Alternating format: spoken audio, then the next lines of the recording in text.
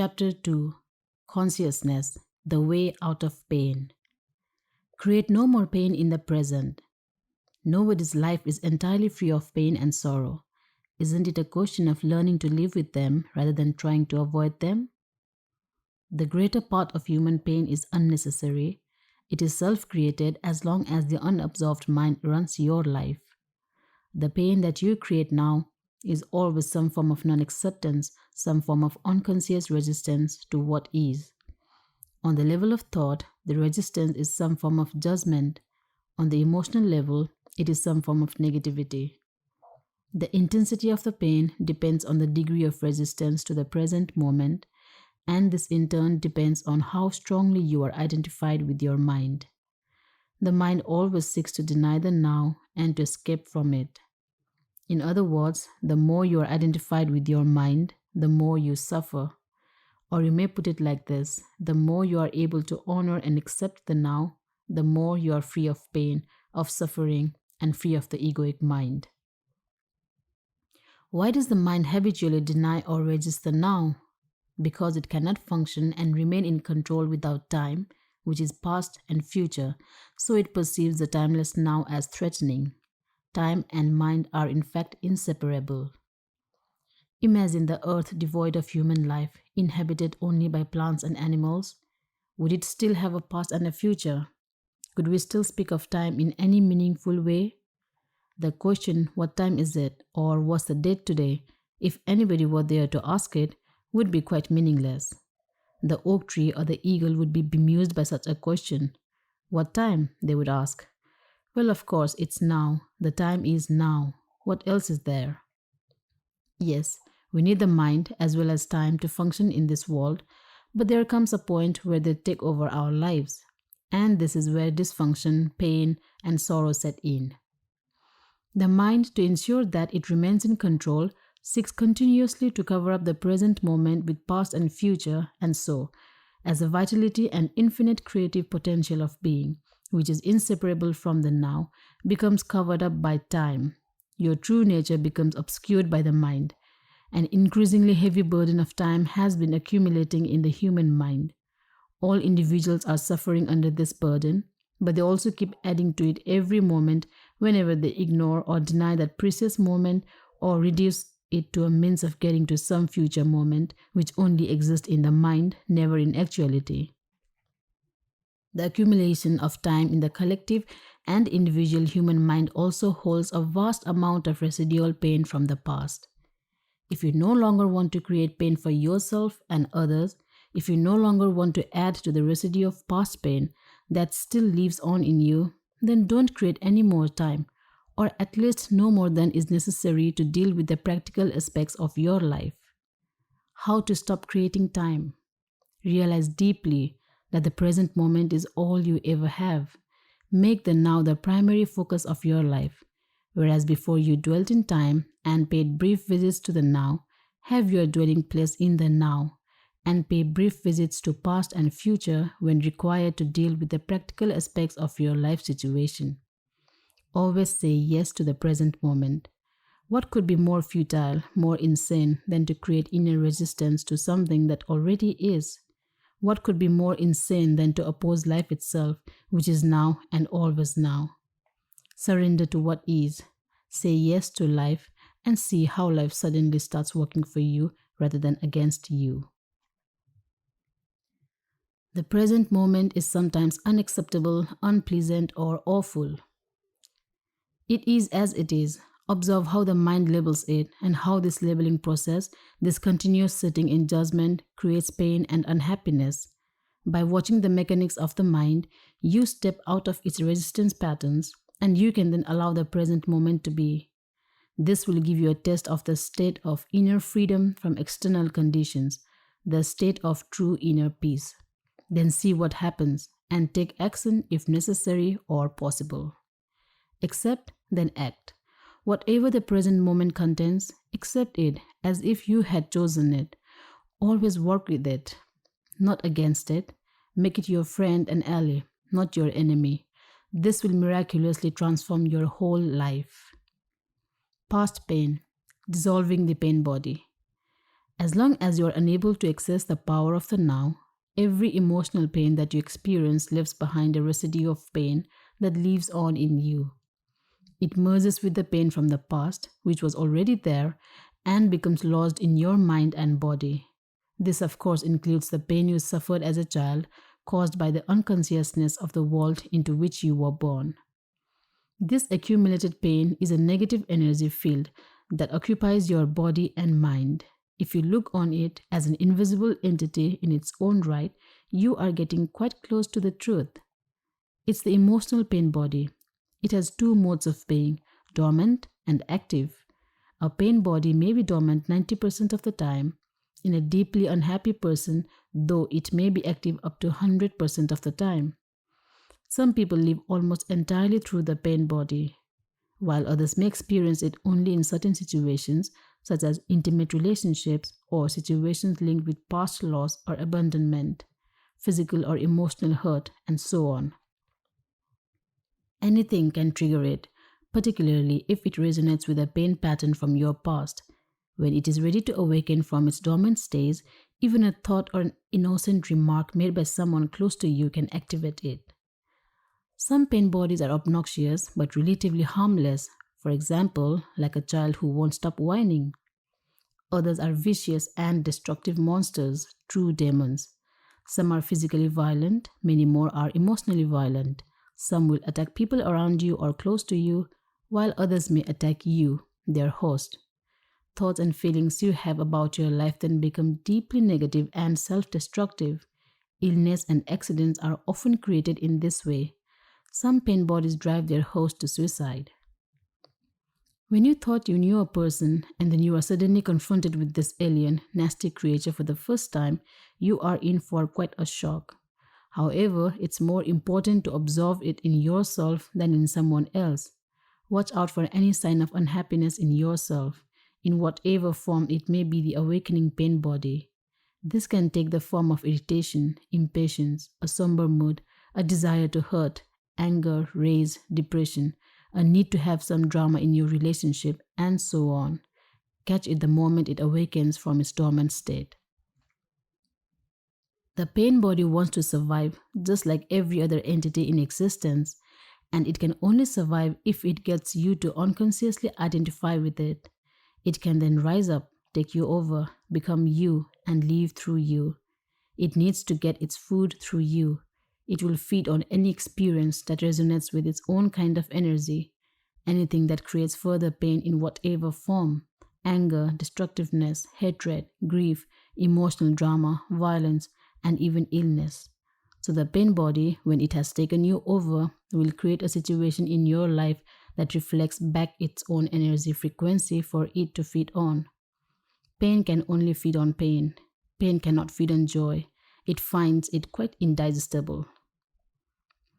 Once the pain body has taken you over, you want more pain. You become a victim or a perpetrator. You want to inflict pain or you want to suffer pain, or both. There isn't really much difference between the two. You are not conscious of this, of course, and will vehemently claim that you do not want pain. But look closely and you will find that your thinking and behavior are designed to keep the pain going for yourself and others. If you were truly conscious of it, the pattern would dissolve, for to want more pain is insanity, and nobody is consciously insane. The pain body, which is the dark shadow cast by the ego, is actually afraid of the light of your consciousness. It is afraid of being found out. Its survival depends on your unconscious identification with it, as well as on your unconscious fear of facing the pain that lives in you. But if you don't face it, if you don't bring the light of your consciousness into the pain, you'll be forced to relive it again and again.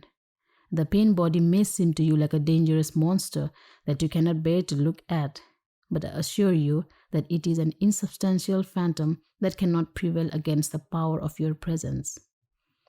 Some spiritual teachings state that all pain is ultimately an illusion, and this is true. The question is it true for you?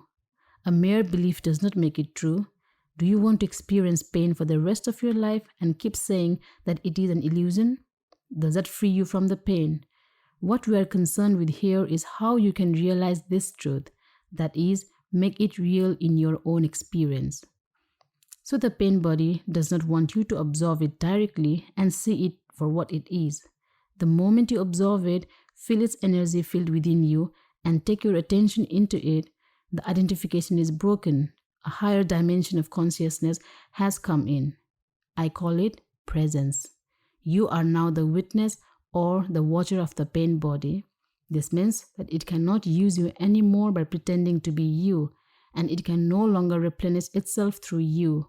You have found your own innermost strength. You have accessed the power of now. What happens to the pain body when we become conscious enough to break our identification with it? Unconsciousness creates it. Consciousness transmutes it into itself. St. Paul expressed this universal principle beautifully. Everything is shown up by being exposed to the light, and whatever is exposed to the light itself becomes light. Just as you cannot fight the darkness, you cannot fight the pain body. Trying to do so would create inner conflict and thus further pain. Watching it is enough. Watching it implies accepting it as part of what is at that moment. The pain body consists of trapped life energy that has split off from your total energy field and has temporarily become autonomous through the unnatural process of mind identification. It has turned in on itself and become anti-life, like an animal trying to devour its own tail. Why do you think our civilization has become so life-destructive? But even the life-destructive forces are still life energy. When you start to disidentify and become the watcher, the pain body will continue to operate for a while and will try to trick you into identifying with it again. Although you are no longer energizing it through your identification, it has a certain momentum, just like a spinning wheel that will keep turning for a while even when it is no longer being propelled. At this stage, it may also create physical aches and pains in different parts of the body, but they won't last. Stay present, stay conscious, be the ever alert guardian of your inner space. You need to be present enough to be able to watch the pain body directly and feel its energy. It then cannot control your thinking. The moment your thinking is aligned with the energy field of the pain body, you are identified with it and again feeding it with your thoughts. For example, if anger is the predominant energy vibration of the pain body and you think angry thoughts dwelling on what someone did to you or what you are going to do to him or her, then you have become unconscious and the pain body has become you. Where there is anger, there is always pain underneath. Or when a dark mood comes upon you and you start getting into a negative mind pattern and thinking how dreadful your life is, your thinking has become aligned with the pain body and you have become unconscious and vulnerable to the pain body's attack. Unconscious, the way that I use the word here, means to be identified with some mental or emotional pattern. It implies a complete absence of the watcher. Sustained conscious attention severs the link between the pain body and your thought processes and brings about the process of transmutation. It is as if the pain becomes fuel for the flame of your consciousness, which then burns more brightly as a result. This is the esoteric meaning of the ancient art of alchemy, the transmutation of base metal into gold, of suffering into consciousness. The split within is healed and you become whole again. Your responsibility then is not to create further pain. Let me summarize the process. Focus attention on the feeling inside you. Know that it is the pain body. Accept that it is there. Don't think about it. Don't let the feeling turn into thinking. Don't judge or analyze. Don't make an identity for yourself out of it. Stay present and continue to be the observer of what is happening inside you. Become aware not only of the emotional pain, but also of the one who observes, the silent watcher. This is the power of the now, the power of your own conscious presence. Then see what happens. For many women, the pain body awakens particularly at the time preceding the menstrual flow. I will talk about this and the reason for it in more detail later. Right now, let me just say this. If you are able to stay alert and present at that time and watch whatever you feel within rather than be taken over by it, it affords an opportunity for the most powerful spiritual practice and a rapid transmutation of all past pain becomes possible. Ego identification with the pain body. The process that I have just described is profoundly powerful yet simple. It could be taught to a child, and hopefully one day it will be one of the first things children learn in school. Once you have understood the basic principle of being present as the watcher of what happens inside you, and you understand it by experiencing it, you have at your disposal the most potent transformational tool. This is not to deny that you may encounter intense inner resistance to disidentifying from your pain. This will be the case particularly if you have lived closely identified with your emotional pain body for most of your life and the whole or a large part of your sense of self is invested in it. What this means is that you have made an unhappy self out of your pain body and believe that this mind-made fiction is who you are. In that case, unconscious fear of losing your identity will create strong resistance to any disidentification. In other words, you would rather be in pain, be the pain body, than take a leap into the unknown and risk losing the familiar unhappy self. If this applies to you, observe the resistance within yourself. Observe the attachment to your pain. Be very alert. Observe the peculiar pleasure you derive from being unhappy.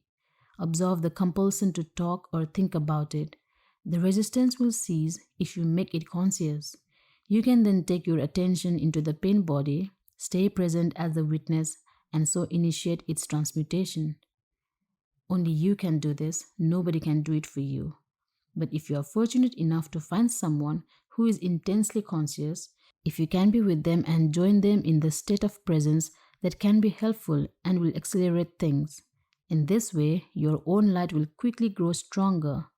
When a log that has only just started to burn is placed next to one that is burning fiercely, and after a while they are separated again, the first log will be burning with much greater intensity. After all, it is the same fire. To be such a fire is one of the functions of a spiritual teacher. Some therapists may also be able to fulfill that function, provided that they have gone beyond the level of mind and can create and sustain a state of intense conscious presence while they are working with you. The origin of fear. You mentioned fear as being part of our basic underlying emotional pain. How does fear arise, and why is there so much of it in people's lives? And isn't a certain amount of fear just healthy self-protection? If I didn't have a fear of fire, I might put my hand in it and get burned. The reason why you don't put your hand in the fire is not because of fear. It's because you know that you will get burned. You don't need fear to avoid unnecessary danger, just a minimum of intelligence and common sense. For such practical matters, it is useful to apply the lessons learned in the past. Now, if someone threatened you with fire or with physical violence, you might experience something like fear.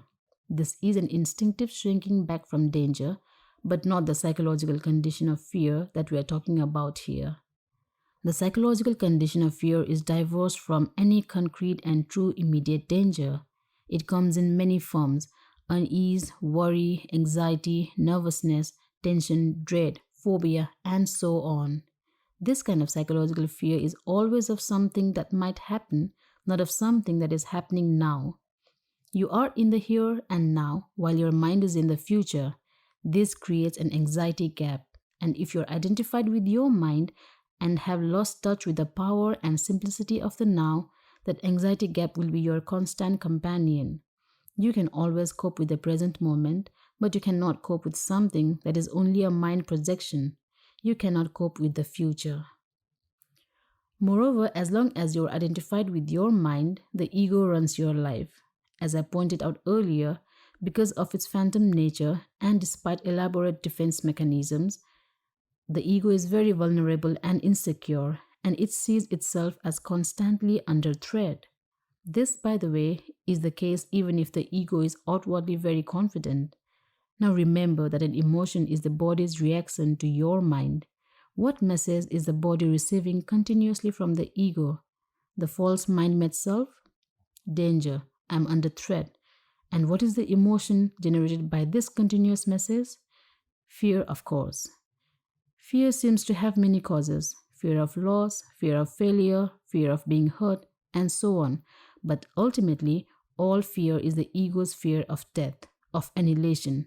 To the ego, death is always just around the corner. In this mind identified state, fear of death affects every aspect of your life. For example, even such a seemingly trivial and normal things as the compulsive need to be right in an argument and make the other person wrong. Defending the mental position with which you have identified is due to the fear of death. If you identify with the mental position, then if you are wrong, your mind-based sense of self is seriously threatened with annihilation. So you, as the ego, cannot afford to be wrong. To be wrong is to die. Wars have been fought over this, and countless relationships have been broken down. Once you have disidentified from your mind, whether you are right or wrong makes no difference to your sense of self at all. So the forcefully compulsive and deeply unconscious need to be right, which is a form of violence, will no longer be there. You can state clearly and firmly how you feel or what you think, but there will be no aggressiveness or defensiveness about it. Your sense of self is then derived from a deeper and truer place within yourself, not from the mind. Watch out for any kind of defensiveness within yourself. What are you defending? An illusory identity, an image in your mind, a fictitious entity. By making this pattern conscious, by witnessing it, you disidentify from it. In the light of your consciousness, the unconscious pattern will then quickly dissolve. This is the end of all arguments and power games which are so corrosive to relationships. Power over others is weakness disguised as strength. True power is within, and it is available to you now. So anyone who is identified with their mind and therefore disconnected from their true power, their deeper self-rooted in being, will have fear as their constant companion. The number of people who have gone beyond mind is as yet extremely small, so you can assume that virtually everyone you meet or know lives in a state of fear. Only the intensity of it varies. It fluctuates between anxiety and dread at one end of the scale and a vague unease and distant sense of threat at the other. Most people become conscious of it only when it takes on one of its more acute forms. The ego's search for wholeness. Another aspect of the emotional pain that is an intrinsic part of the egoic mind is a deep-seated sense of lack or incompleteness, of not being whole. In some people, this is conscious, in others, unconscious. If it is conscious, it manifests as the unsettling and constant feeling of not being worthy or good enough. If it is unconscious, it will only be felt indirectly as an intense craving, wanting, and needing. In either case, people will often enter into a compulsive pursuit of ego gratification and things to identify with in order to fill this hole they feel within. So they strive after possessions, money, success, power, recognition, or a special relationship, basically so that they can feel better about themselves, feel more complete. But even when they attain all these things, they soon find that the hole is still there, that it is bottomless. Then they are really in trouble because they cannot delude themselves anymore. Well, they can and do, but it gets more difficult. As long as the egoic mind is running your life, you cannot truly be at ease. You cannot be at peace or fulfilled except for brief intervals when you obtained what you wanted, when a craving has just been fulfilled. Since the ego is a derived sense of self, it needs to identify with external things. It needs to be both defended and fed constantly. The most common ego identification have to do with possessions, the work you do, social status and recognition, knowledge and education, physical appearance, special abilities, relationships, personal and family history, belief systems, and often also political, nationalistic, racial, religious, and other collective identifications. None of these is you. Do you find this frightening, or is it a relief to know this? All of these things you will have to relinquish sooner or later.